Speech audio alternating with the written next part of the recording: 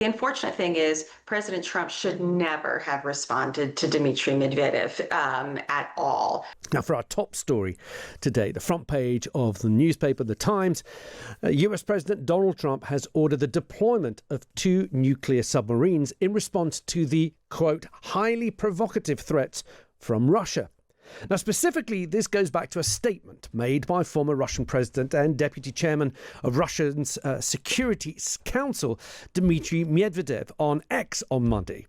Now, he warned that Russia could go to war with the US if Trump followed through on his threat of further sanctions. Now, he wrote, "Each new ultimatum is a threat and a step towards war, not between Russia and Ukraine, but with his own country."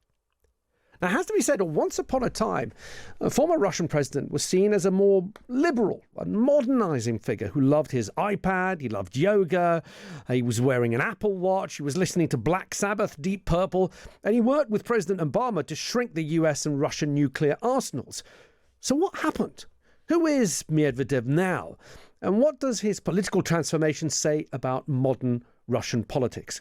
With Heather Conley is a former Deputy Assistant Secretary of State under President George W. Bush and joins us now. Heather, welcome back to the show. Thank you for joining us. It's great to be with you. What was your impression of Medvedev at the time where he was in power? He was Russian president between 2008 and 2012.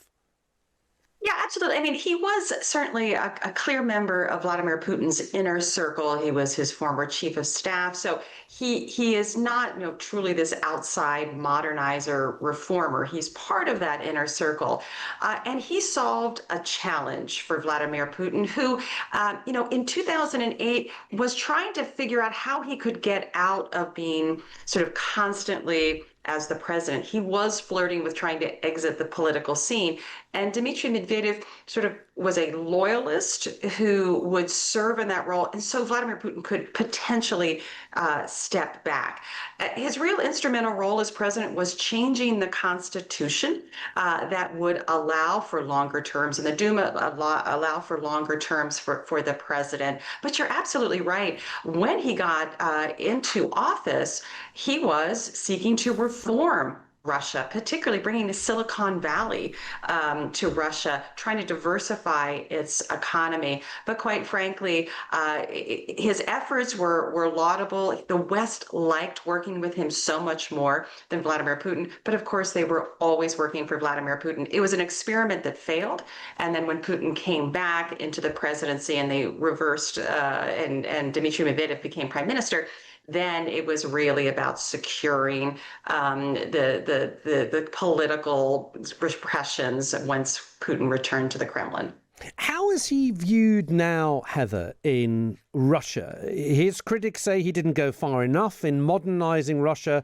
Others say he went too far. What kind of position does he hold in the Russian political sphere? And can we read his social media post as sanctioned by the Kremlin? Yeah, I mean, he is now in the American system. He is the equivalent of a deputy national security advisor. And I bet most of your listeners could not name who the U.S. deputy national security advisor is right now. So he was given sort of a symbolic place still in the hierarchy. But what he has been, really his role has been sort of this attack dog on social media and feeding red meat to Russian ultranationalists. So what he says on his Twitter feeds, it's been outrageous for years, and no one has really paid attention to it because we've understood what it's about. Why he's doing this, quite frankly, I think it is fear. Mikhail Khodorkovsky had a Twitter thread that I thought was instructive yesterday that said all of Dmitry Medvedev's closest friends when he was president of Russia, the reformers, if you will, or even those that were trying to, really wasn't reform, it was trying to make sure the Russian economy could continue to function in the future. They're all in jail right now. So he had to take on this role as the ultra defender of Russia, but it's been completely outrageous. And even analysts don't even take what he says very seriously. Is he a popular figure with the Russian people? So I don't think he really does have a huge role to play publicly. I think he is very much, again, designed to help sort of feed the ultra nationalists, give them much to talk about on television.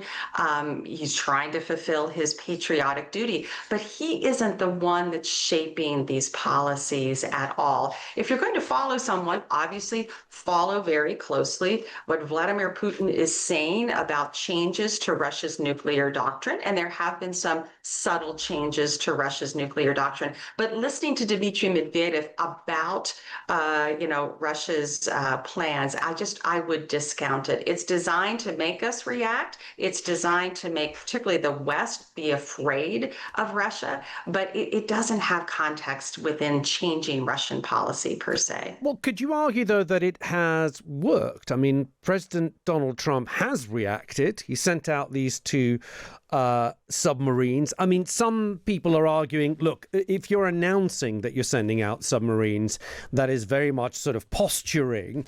But we know that the president is quite sensitive when it comes to social media posts by others. So how do you see this unfolding? And do you expect the Kremlin, Putin, to react to this at all? So far, the Kremlin has been rather quiet. Yes, I think what sort of the President Putin's reaction to this has been very, very quiet, very steady. Yes, I mean, the unfortunate thing is President Trump should never have responded to Dmitry Medvedev at all. I mean, if you do respond, you respond in very clear, measured ways. You certainly don't announce, again, a U.S. nuclear-based submarines. Those are by nature not announced. It is a stealth vehicle, and we want them not to know. This is not a carrier strike group that you're announcing something goes and you're showing strength, which I think the president confused in the Middle East. You're sending carrier strike groups to demonstrate to Iran that you mean it. You don't do that with Russia, with U.S. Submarines. And again, what we want to make sure is a stable conversation on nuclear weapons. Look, Vladimir Putin has flirted rhetorically with the use of tactical nuclear weapons in Ukraine. And several years ago, when he did that, the West, even China, joined us in saying that's a no-go zone. That would dramatically change the international system. So we have to handle this very responsibly while sending very clear messages privately and publicly that this is not something to be tempered with. And the president now has just opened this up. He's been baited, and this is not the response that we want, unfortunately. It will make Vladimir Putin look a little bit more like a statesman, and that's not what we want. We want President Trump to be a statesman, look to stability and security. He wants peace in Ukraine, but as I said, you're not going to do it this way. And unfortunately, Vladimir Putin's not responding to any of President Trump's policy signals. I appreciate his frustration, but this isn't the way to go about it. How do you think this comes to an end, Heather? We've had these ultimatums get closer and closer. 10 to 12 days was what Donald Trump had given the Russian president. That was last Monday, so the time is running out. Do you expect there to be a phone call or even a face-to-face meeting by the American president and the Russian president? Is that the only way that this actually gets resolved? Well, President Trump has spoken to President Putin several times, and even he admits he says nice words to him, and then the Russians actually increase their attacks against Ukraine. So I'm not even sure the telephone calls now are what is going to advance policy.